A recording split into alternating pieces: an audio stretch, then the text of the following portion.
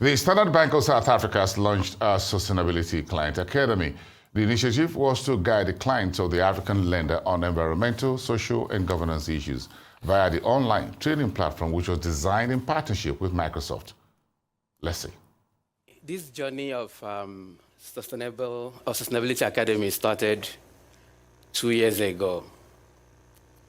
And when we recognized that we had a gap internally with our own staff, our first order of business was to try to close that gap by developing a training intervention for our own internal staff. In that process, we then started engaging our clients across many African countries. And what became evident was the fact that we will go into a country from here, and we'll spend a long time engaging our own staff, firstly, to try and explain what solar energy or solar power is and how to put it in place. And then we'll go and visit the customers. And we repeat the whole thing again. We have to explain to the customer what this is all about and the reason they need to put it in place. After completing 6 countries, and then we came back to South Africa, and it's still the same thing. We realized that something has to change. We simply cannot believe that we'll go out there and sell sustainability or renewable energy or climate-smart agriculture, and our customers will simply come along. We are privileged that the customers we have in business banking are mostly entrepreneurs. So we have some of them who have managed to figure it out, and we have worked with some of those in creating the Sustainability Academy. But the majority of our clients, we are not in that position where they could, on their own, figure out all of this thing about sustainability. And that is how the idea, the vision around Sustainability Academy came about. And I'm going to give you a practical example. What we want to be able to demonstrate today is moving from the global concept of sustainability to bringing it down to a customer here in Cape Town, a customer in Dar es Salaam, a customer in Accra, who has to not only compete within these local markets, but also compete globally. Some of them do export, some of them get connected to value chains. So I want you to visualize one business, let's call it business A, and then another business, a business B. Business A is running their business as usual. They are using fossil fuel to run their business. And business B happens to be an entrepreneur, like some of our customers who have figured it out, and they've decided they're going to take the leap of faith and use renewable energy for their business. And they may be in agricultural processing or manufacturing, whatever the case may be. But what we've seen happen over this period is business A will now have to think about their energy journey. If we just focus on energy, let's use South Africa as an example. On average, 12% increase on tariffs every year. So this business A, using fossil fuel to power their business, will have to make do with that increase every year, the cost of power. And business B, being a small business, has decided to take a loan from the bank because they don't have spare cash to put into this solar power to run their business. Within the first 2 years, while business B is paying back the loan to the bank, literally they've come to almost parity, where the loan they pay back to the bank is the same thing as they would have been paying to the utility for power. On the other hand, business A is now incurring that 12% every year on power. Now, when we think about competitive advantage, just project 10 years down the line. Business B is incurring 12% on power every year. Business B has paid off the loan to the bank, and now they have free power for their business. That's competitive advantage 1. These 2 businesses are competing in the same market. They have to do with the same margin, and ultimately, they are dealing with the same customers. Business A cannot simply pass on that cost to their customers. Already, they are on a back foot. And that's just on the power side of running these two businesses. And then you bring in the fact that my colleagues have spoken about earlier about sustainability. Globally, it's a concept that we have to live with now. Nationally, we have the nationally determined contribution. Every country has to come up with ways of managing their own carbon footprint. And the businesses in these countries have to align to that. So now there's a tax for emission. Business A will have to incur that tax, while business B is not incurring any tax. The second advantage, if they happen to export, business A will have to contend with tax that comes from exporting to other markets, while business B will actually get a premium for green certification, for being able to produce in an environmentally sustainable way. Now, that's a third advantage. If you add all of this up, practically, this is exactly, and this is not hypothetical, this is exactly where our businesses are, the choices they make, whether they stay with traditional way of doing things or they decide to adopt sustainable practices. And then, over time, build up these advantages that help them either remain or build new competitive advantage. And our role as a financial services organization is to help move them from this business B to business A, what we normally refer to as transition. This transition will determine how many of these businesses are able to move to the low carbon economy, still competitive, still growing.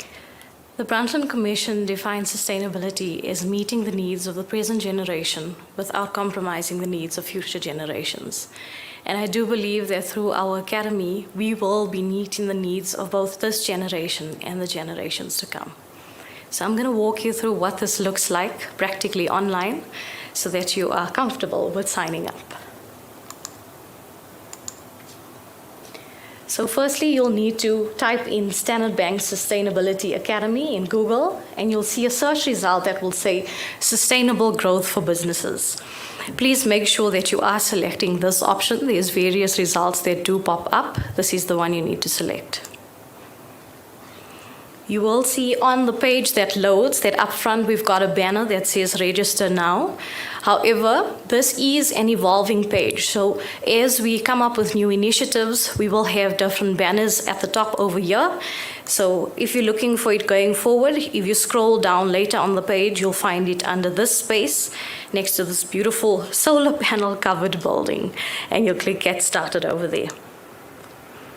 Okay, so for those of you who are Standard Bank clients, we would like to reassure you that this is not linked to your Standard Bank profile at all. There is no transacting that happens on the system. So this pop-up is just alerting you that you need to create a brand new profile that is absolutely different from your online banking profile. We've used the exact same security system to ensure that everything remains secure throughout the process. Okay, so you would have seen the loop that played as Dr. Manessa spoke. That is what the home page of the Sustainability Academy looks like. And you'll see on the top over there is your login and registration.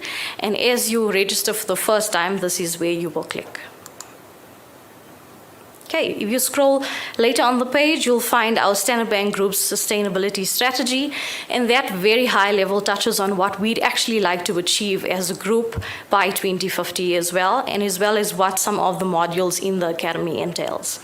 Our goal is actually to reach 100,000 people being trained at the end of 12 months from this day, and to make that reach happen across the 14 countries in which BCB operates as well.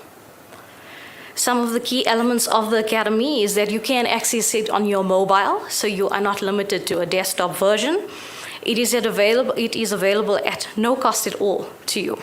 So regardless of where you sit in Africa, you will be able to access this free of charge. The courses are pretty much easy to follow. It's one click in and one click out. And then you will be able to get a certificate of completion at the end. Please note that it's a certificate of completion and not accreditation. That forms part of the work that will be coming in our future phases. Okay, so the last piece on our page is actually an overview of the modules.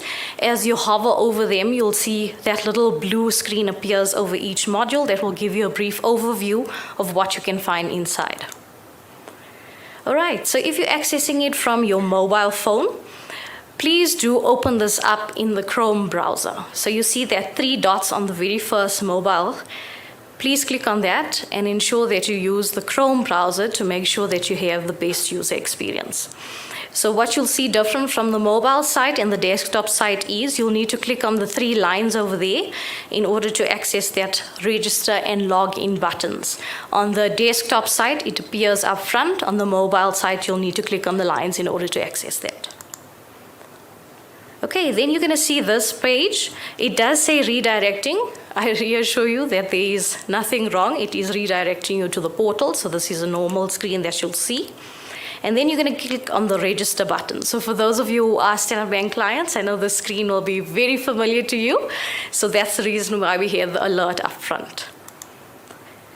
As you click on the screen, you'll be required to put in a name, surname, a preferred username and an email address and a password. The email address that you put in here will receive a verification code. This is where multi-factor authentication takes place to make sure that your account does remain secure and nobody can create a profile on your behalf.